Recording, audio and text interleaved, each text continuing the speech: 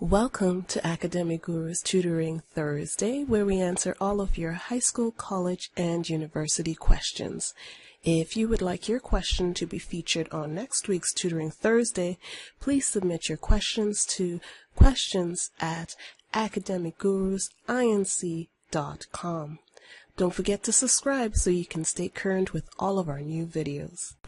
Hello everyone. Today I'm going to be talking about real versus virtual images and basically the differences between the two. Most of the time, and by most of the time I mean literally 95% of the time, whenever I teach optics to my students, they are very confused on why we call something a real image and why we call some other images virtual images. So in order to figure out why they are named the way they are, and I know it may sound really not intuitive to begin with, but when you really get to know the reason behind the why we name them the way we name them, then it really makes sense to you and you can't really name them otherwise. So basically, in order to figure out what the differences are, first and foremost we have to see what do we mean by real image and what do we mean by virtual image.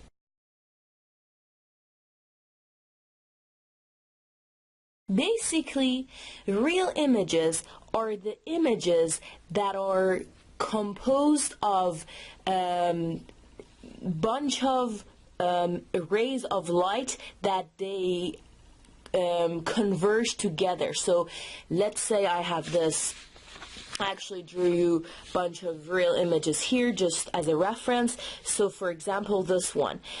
As you see, we are having this concave mirror. So this is the concave mirror. I'm just making it a little bit more pronounced, and I have an object sitting right here, and as you see, the ray tracing will essentially gives you it just turns out through ray tracing. Ray tracing is another video for itself, but just so that you know, we talk about real images versus virtual images. If you do the ray tracing for this, so we're going to be drawing a line parallel to the principal axis, then the reflected ray, it's going to be passing through the focal point, and then if I pass a ray of light through the center, then it reflects back on itself.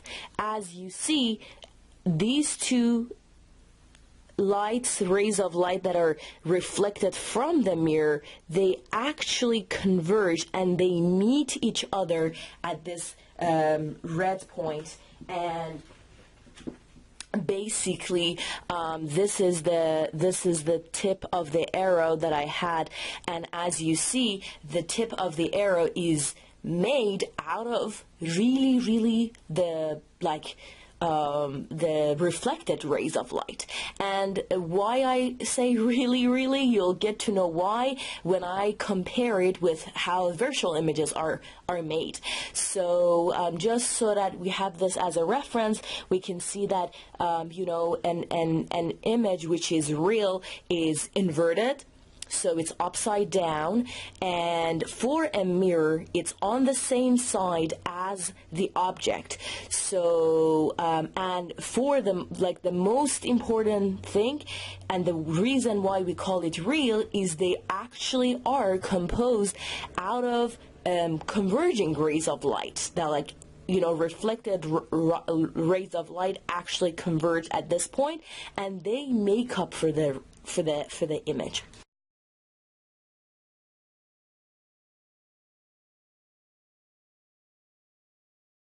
So just you know, comparing with the other scenario where we have virtual images, as you can see, I started off with you know, like a usual flat mirror, and this is, let's just make the lines a little bit more pronounced. So this is my mirror, and as you see, if I put my object right, let's say here, this is like the mirror that you see yourself in. every single day. As you see, we do the ray tracing. Like I said, ray tracing is another video, but this video is just mainly focused on images that are virtual versus images that are real. So anyhow, we have a ray of light that goes towards hits the mirror. Because it's perpendicular to the mirror, it just reflects back on itself. Then another ray of light, we know that the incident and the reflected angles are they better be the same, they better be equal.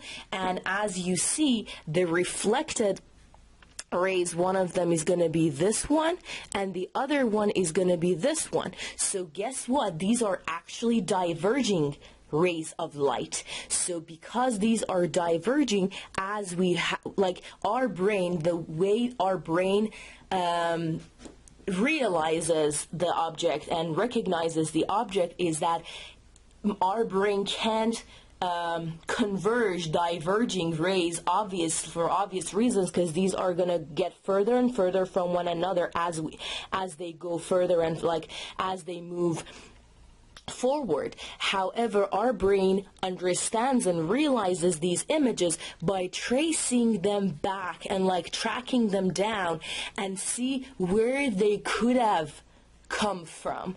So that could have come from gives us the idea that we're gonna be having some sort of a virtual image, so to speak.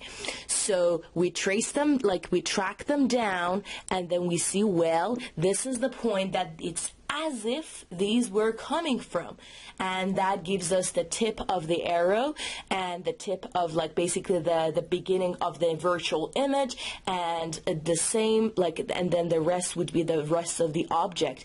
As you see in this mirror, the image that is virtual is upright. It's in a mirror. A virtual image is always on the other side of the mirror, and just exactly the opposite compared to what we had for the real image.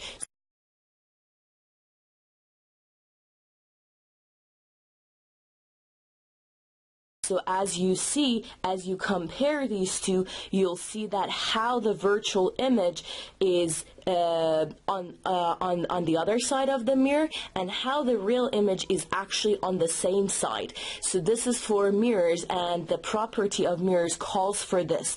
So that's that. That is essentially why we call one of them real and why we call the other one virtual. But I never told you why this is confusing. What I told you was probably should have made sense. It's just okay, sure. I mean, this case is it's as if they are coming from that point, and this one is they actually literally meet each other. So why should it be even confusing? The confusion comes from the fact that because we see virtual images and we don't really see real images until we put a screen or wall or something on here. That's why at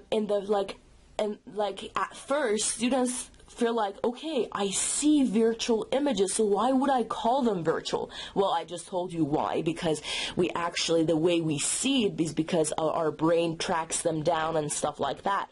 So it's not the naming, the naming of the naming process was based off of how the rays of light, the reflected rays of light, work out together to give us the image. Not really, the naming was not based off of if we see them or we don't see them, So make that clear for yourself so that you don't confuse yourself later.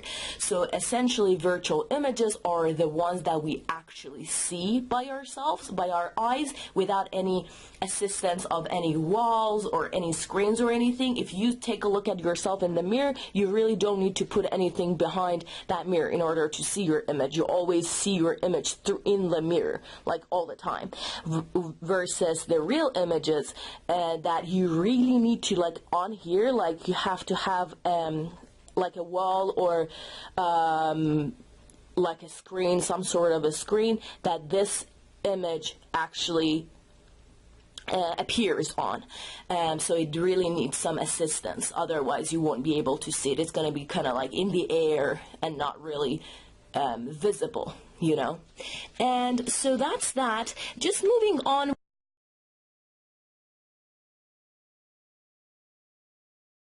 Thank you for tuning into our Tutoring Thursday channel. If you enjoyed watching this video and found it helpful, please give us a thumbs up, comment, and subscribe. We would love to hear from you. Until next week's Tutoring Thursday, happy studying.